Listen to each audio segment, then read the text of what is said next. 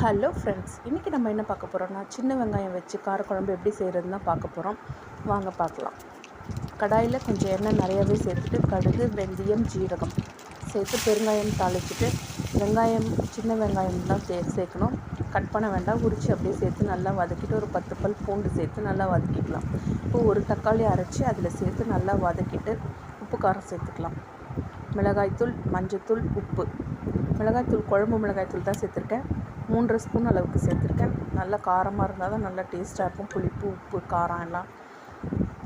இப்போது ஒரு லெமன் அளவுக்கு புளியை கரைச்சி அதில் சேர்த்து நல்லா கொதிக்க விட்டு இறக்கணும்னா சூப்பரான காரக்குழம்பு ரெடி ஆகிடுச்சு.